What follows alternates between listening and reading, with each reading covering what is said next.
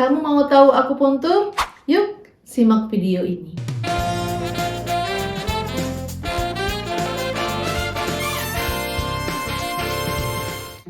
Halo akupuntur lover, saya Dr. Ainil. Kali ini kita akan membahas seputar akupuntur. Akupuntur adalah salah satu metode yang berasal dari Tiongkok yang sudah dipraktikkan ribuan tahun lamanya.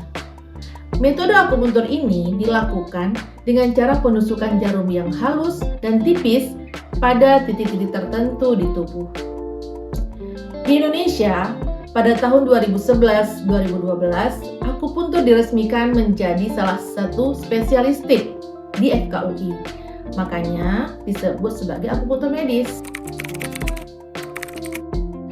Perbedaan akupuntur tradisional dan akupuntur medis terletak pada pendekatan dan tujuan pengobatannya. Akupuntur tradisional, pertama, dia berasal dari tradisi Tiongkok kuno. Yang kedua, akupuntur tradisional menggunakan prinsip Qi atau energi untuk mengobati ketidakseimbangan dalam tubuh. Yang ketiga, fokus akupuntur tradisional menjaga keseimbangan dan aliran energi di seluruh tubuh.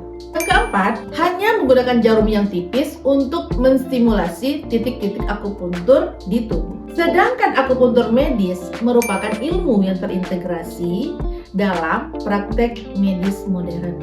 Yang kedua, tindakan terapi akupuntur medis berdasarkan penelitian ilmiah dan bukti klinis.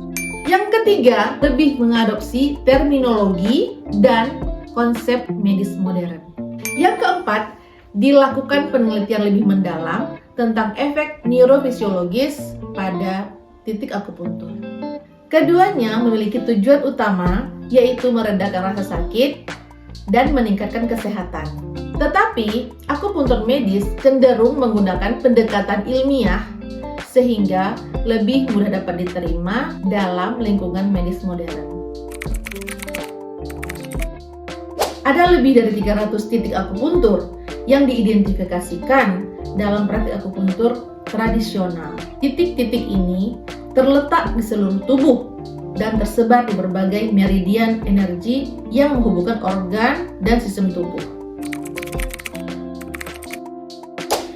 Metode pada perangsangan titik akupuntur pun ada bermacam-macam. Yang pertama, akupuntur manual. Perangsangan titik akupuntur hanya menggunakan jarum akupuntur saja. Yang kedua, elektroakupuntur, di mana penusukan akupuntur yang dilakukan dengan jarum lalu disambungkan dengan simulator. Yang ketiga, thermal akupuntur, bisa menggunakan pemanas dan juga moksa. Yang keempat, sonopunktur, di mana perangsangan titik akupuntur menggunakan gelombang ultrasound. Yang kelima, laser punktur, yaitu perangsangan titik akupuntur menggunakan sinar laser. Yang keenam, akupunktur, di mana perangsangan titik akupuntur menggunakan cairan yang disuntikkan pada titik akupuntur. Yang ketujuh, tanam benang, yaitu perangsangan titik akupuntur dengan memasukkan benang yang dapat diserap sendiri oleh tubuh ke dalam titik akupuntur. Efek samping pada tindakan akupuntur itu sangat minimal apabila dilakukan oleh orang-orang yang terampil. Namun akan berbahaya bila dilakukan secara tidak terampil atau tidak steril. Dapat menyebabkan komplikasi yang berbahaya, seperti infeksi pada area penusukan. Yang kedua, cedera pada kulit dan organ tubuh tertentu. Yang ketiga, reaksi alergi akibat penggunaan bahan-bahan herbal. Yang keempat, gangguan saraf.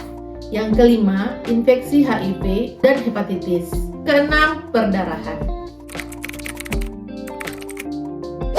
Indikasi pasien yang bisa diterapi dengan akupuntur, menurut WHO, ada 60 penyakit yang bisa diakupuntur. Di antaranya, sakit kepala tegang atau migrain. Yang kedua, nyeri lutut ataupun nyeri haid, sebarang nyeri lah, apapun nyerinya bisa diakupuntur. Nyeri pada bahu.